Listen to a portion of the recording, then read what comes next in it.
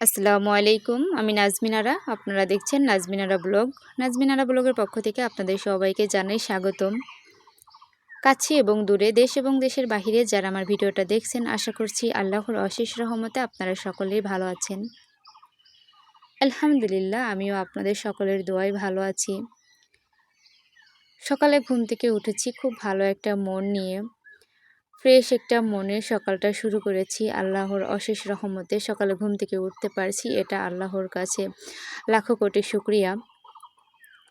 ঘুম থেকে উঠে ফ্রেশ হয়ে নামাজ পড়তে বসছি। নামাজ শেষ হয়ে গেছে, কোরআন তেলাওয়াত করব। এমন সময় এর মাঝখানে যে সময়টা, এই সময়টার মধ্যে আমি নামাজের পাটিতে বসে আছি, নামাজরত অবস্থাতে বসে আছি। তো একটা পর্যায়প্রতি অনেকক্ষণ ধরে আমার হাতে পড়তেছিল, যেখানে সেজদা দিচ্ছি সেখানে পড়তেছিল। তো এমন অবস্থায় আমি যখন নামাজ শেষ করে বসে আছি, ওই মুহূর্তে আমার হাতের উপরে উঠে আর তো নামে না। বেশ কিছুক্ষণ, প্রায় ২-১ মিনিট। তো তার মধ্যে একটু ক্যামেরা বন্দি করে নিলাম, আপনাদের সঙ্গেও সেটা শেয়ার করলাম। ভালো লাগার একটা বিষয়। সকালবেলা একটা পর্যায়প্রতি আমি তো নামাজ পড়েছি, কোরআন তেলাওয়াত করেছি, এর মাঝখানে সে এসে হাজির হয়েছে, সকালবেলার মেহমান। তাকে আদর আপ্যায়ন করলাম, তার সাথে কতক্ষণ একটু খুনসুটি করলাম। এরপরে বাজার থেকে পুঁইশাক, সবজি, মাছ আনা হয়েছে। মাছগুলো আমি বাজারটাও গুছিয়ে রেখে এরপরে মাছগুলো কেটে নিয়েছি। কেটে পরিষ্কার করে আজকে মা রান্না করেছে। তারপরে এটা হচ্ছে বিকালের ভিডিও। বিকালবেলাতে একটু কাজ করেছিলাম।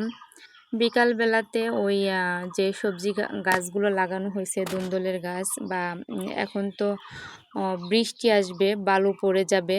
এ কারণে বালুর চতুর সাইড দিয়ে কিন্তু এক্সট্রা করে মাটি কেটে ঘাস লাগানো হয়েছে। ওই ঘাসের উপর দিয়ে পানি দেওয়া হচ্ছিল যাতে ঘাসগুলো মারা না যায়। যার কারণে পানি দেওয়া হচ্ছিল। আর এখন বৃষ্টি আসছে আবার আসছে না, এখনও পরিপূর্ণ শুরু হয় নাই, যার কারণে গাছ লাগানো গাছে পানি দিতে হচ্ছে। তো আমি মায়ের কাছে মা পানি দিচ্ছিল, আমি বালতি ভরে নিয়ে দিচ্ছিলাম। এরপরে ভীষণ রোদ্রে কিন্তু আমসত্ত্ব দেওয়া হয়েছে। এই যে ২টা ট্রেতে করে আমসত্ত্ব দেওয়া হয়েছে। কিছু ভাত বেঁচে গেছিলো, ওই ভাতগুলাও রোদে শুকা দেওয়া হয়েছে। এগুলা পরবর্তীতে তেলে ফ্রাই করলে খুব ভালো লাগে খাইতে, চিনি দিয়ে। তো দেখেন, এই যে আমসত্ত্ব দিই আর প্রতিদিন এই পাখিগুলা এসে মেহমান ভাবে নিজেকে, এ ভেবে নিজে নিজেই খেয়ে নেয়। সে মনে করে সে আমাদের বাড়ির একজন মানুষ, আমাদের পরিবারের মেহমান। সে নিজের মতো করে ওই যে খেয়ে নিচ্ছে কিভাবে।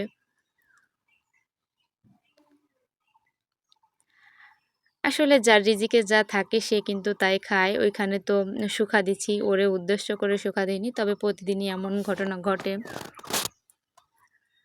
এখানে বিভিন্ন কিছু রৌদ্রে দেওয়া হয় আর পাখিরা এসে এভাবে খেয়ে নেয়। তো বড়ইও শুখা দিচ্ছিলাম, বড়ই শুখা দিছিলাম আরও বেশ কিছুদিন আগে। সেগুলো ছিল ঘরে, শুকায়ে মা রেখেছিল। আমি তো বাবার বাড়িতে গেছিলাম। তো এসে দেখি মা এভাবে রেখে দিয়েছে। তো আমি তারপরে আবার একটু পানি দিয়ে ধুয়ে হালকা করে সেটা আবার একটু রোদে দিয়েছি, যাতে এর যে গুঁড়ি করব তখন আর ময়লাটা না থাকে। এরপরে ঘরে এনে ঢেকে রেখেছি। একটা পাতলা কাপড় দিয়ে ঢেকে রেখেছি, কারণ যদি ঝালি-টালি দিয়ে ঢাকি তাহলে হয়তো বা টিকটিকির পটি পড়তে পারে, যার কারণে একটা কাপড় দিয়ে ঢেকে রেখেছি। এরপরে যে কাপড়গুলা তুলে আনছিলাম তারের থেকে, সেই কাপড়গুলা আমি গুছিয়ে নিচ্ছি। ঘরের ভিতরে এলোমেলো ঘর আমার ভালো লাগে না। আমি সবসময় পরিপাটি এবং গুছিয়ে রাখি। আমার কিন্তু মাটির ঘর, তারপরেও আমি পরিপাটি করে গুছিয়ে রাখার চেষ্টা করি। আমার কাছে মনে হয় যাই থাকুক না কেন, সেইটা যদি পরিষ্কার পরিচ্ছন্ন করে রাখি বা গুছিয়ে রাখি, তাহলে দোষ কিসে বলেন তো? ভাঙ্গা ঘরেও শান্তি লাগে যদি গুছিয়ে রাখা যায়। টিনের ঘর হইছে তো কি হইছে, একটা সময় তো ছিল মানুষের ঘরবাড়িও ছিল না। ছনের চাল দিয়ে এভাবে কিন্তু মানুষ বসত করেছে। আসলে আমার কাছে কোনোই কিছু মনে হয় না। আমি সব জায়গাতেই নিজেকে মানিয়ে নিতে পারি। সেটা টিনের বাড়ি হোক, মাটির বাড়ি হোক, ছন হোক, যাই হোক, বিল্ডিং হোক, সব জায়গাতে মানিয়ে নিতে পারি। এটা আমার কাছে কোনো ফ্যাক্ট না। আমি সব জায়গাতে নিজেকে মানিয়ে নেওয়ার চেষ্টা করি, আমার কাছে ভালো লাগে। সবথেকে বড় কথা যেখানে যেমন সেখানে সেভাবেই চলতে হবে। তো মুরগিগুলা কখন জানি মা খোপের মধ্যে একটা ডিম দিয়ে রাখছিল। মুরগিতে একটা ডিম পেড়ে রেখেছে। তো ২ টা ডিম আমি এখন উঠায় নিয়ে আসছি। আর বাকি মুরগিগুলা এই যে এখন কোপে উঠতিছে। ওদেরকে দুয়ার দেবো, দাঁড়িয়ে আছি। আসলে সব জায়গাতেই দেখেন একটা না একটা সর্দার থাকে। আপনি গরু ছাগল পালেন, হাঁস মুরগি পালেন, যাই পালেন না কেন, মানুষের সঙ্গে থাকেন, যার সঙ্গেই বসত করেন না কেন, যারাই থাকুক না কেন, একটা না একটা সমস্যা কিন্তু থাকবেই। তো কিছু মুরগি উঠে গেছে, আবার কিছু মুরগি ওঠে না। ওই যে ভিতরে একটা আছে, এই বাহিরে যারা আছে তারা যাইতে পারতিছে না। আবার যারা ভিতরে আছে তারা ভিতর থেকে ডিস্টার্ব করতিছে। আবার বাহির থেকে এই যে ডিস্টার্ব, কেউ যাচ্ছে, কেউ যাচ্ছে না। সর্দারি করতিছে। সবারই তো সর্দার থাকে, তাই না? ভিডিওর এ পর্যায়ে এসে আমার ভিডিওটা যদি ভালো লেগে থাকে তাহলে একটা লাইক দিয়ে ভিডিওটা কন্টিনিউ করে নেবেন। আপনার মূল্যবান মন্তব্য কমেন্ট বক্সে রেখে যেতে ভুলবেন না প্লিজ। আর প্রতিদিন আমার চ্যানেলের নিত্য নতুন ভিডিও দেখতে হলে আপনার বেল বাটনটা অল অপশন অন করে রাখবেন। সবাই ভালো থাকবেন, সুস্থ থাকবেন। আল্লাহ হাফেজ।